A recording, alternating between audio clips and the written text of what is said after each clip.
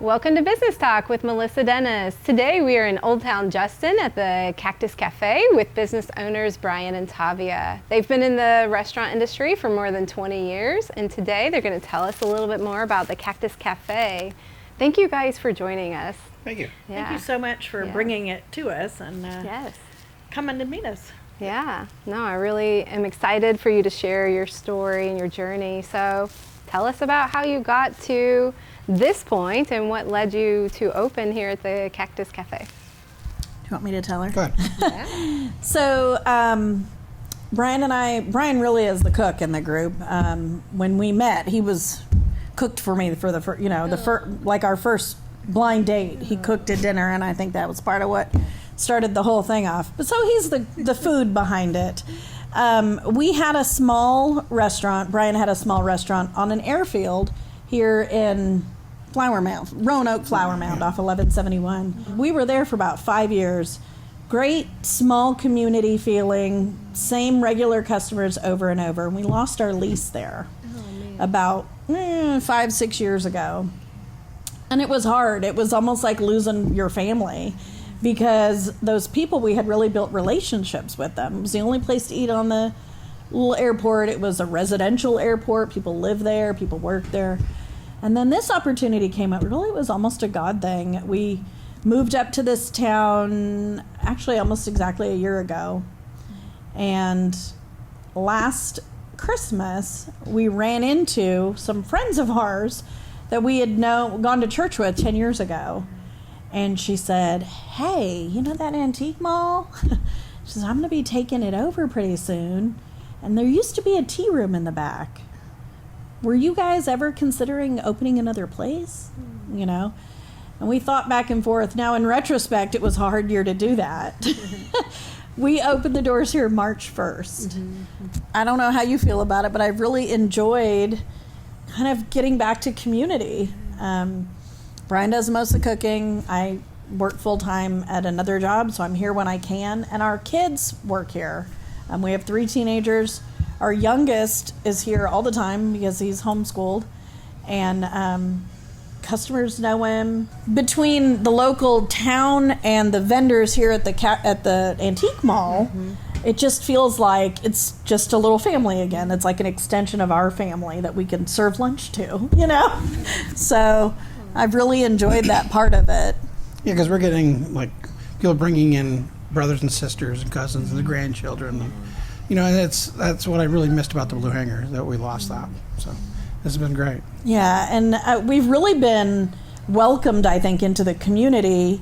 It's a small town, and so you're never really sure, but there's not that many restaurants right here. And right away, people were like, oh, a healthier option and something new to try. And, you know, all the little local businesses that didn't have any, you know, they wanted some healthy things. We've got sandwiches and salads and so little healthier options. Yeah, we do a fresh soup every day, and it's a good feeling to come in and know the people when they come in. If I'm here and give my son the day off, all day long I feel, where's Connor today? How come Connor's not here? You know, it's like, I'm like, I just a day, you got to put up with me, you know. Yeah. But it's that kind of, like we're all just a family here, you know. Well, I love that you've included your kids in the process so that they can learn business skills and people skills, customer service skills. Yeah. That's really wonderful. What an opportunity. Yeah, it's been really great.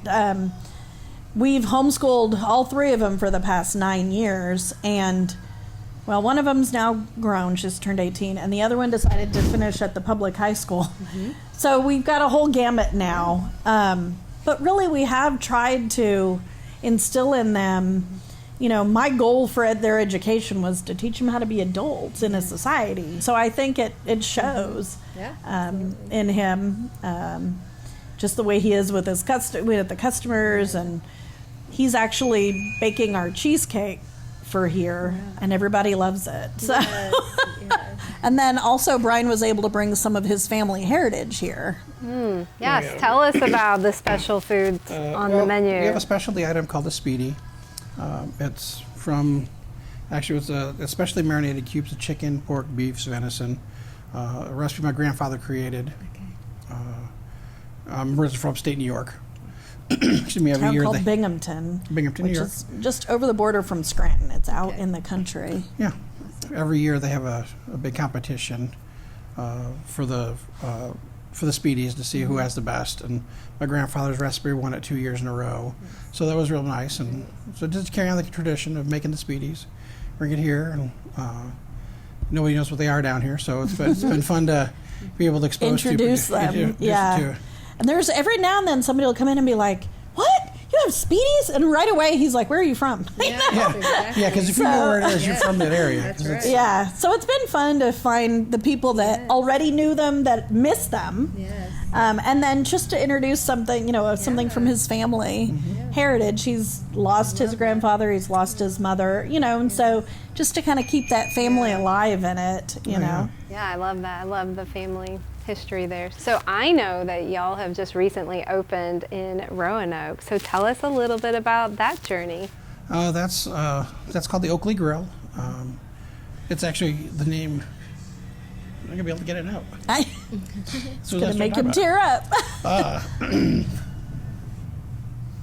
Okay, let me help you. So his mother that we lost about 6 years ago, right about the same time the Blue Hanger closed. Her father, her maiden name is Oakley, and it was her father that Created had the recipe for the marinade. the speedy recipe that he's using. My mom gave me the money to start the first restaurant. She passed away before I could finish paying her back. Yeah, I may do with this. because it's emotional. Because it's Yeah, and so here when we named here, it's inside the classic Cactus Antique Mall, so I thought it just fit with it, the Cactus Cafe. When we had the opportunity to open the new one, we're keeping a very similar menu, but we're also going to do breakfast there.